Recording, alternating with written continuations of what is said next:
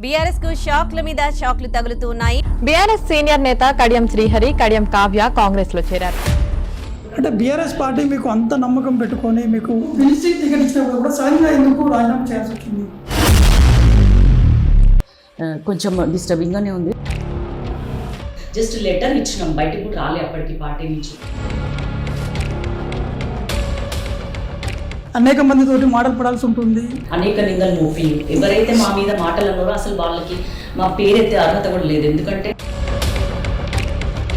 కాంగ్రెస్ అధికారంలోకి వచ్చినాక భూ కబ్జాలు కానీ, ఫోన్ ట్యాపింగ్ కానీ, లిక్కర్ స్కామ్ కానీ ఇట్లాంటి అనేకంగా బయటకు రావడం అనేది మనం ఆ పార్టీలో ఉన్నంత మాత్రాన మనకి అవన్నీ జరుగుతున్నాయని తెలియాలన్న రూల్ ఏం లేదు కదా.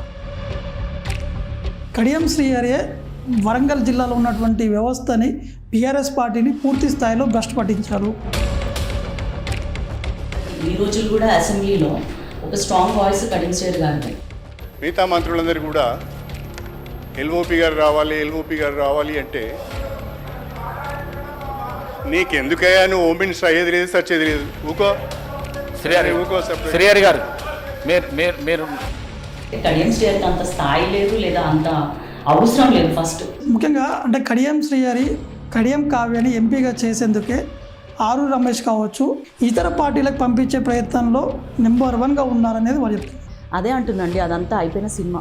ఇప్పుడు కొత్తగా ఇంకేదైనా సినిమా స్టార్ట్ చేస్తే మేబీ జనాలు చూస్తారేమో, కానీ అవన్నీ ఎపిసోడ్స్ అయిపోయినాయి. కేసీఆర్ తోటి ఉండి వెన్నుపోటు పోడ్చే రాజకీయాలు కడియం శ్రీహరి చేస్తున్నారు. ఇదే క్వశ్చన్ మీరు ఇంకొకరి దగ్గరికి వెళ్ళి ఇట్లా అడుగుతారా? మీరు చెప్పండి. అసలు ఇంత ఘోరంగా మీరు నన్ను ర్యాగింగ్ చేస్తున్నట్టుంది. ఇంకా వాళ్ళ నేనేం చిన్నపిల్లనా? నేనేం ఎల్కేజీ పిల్లని కాదు కదా. అవును, రియల్లీ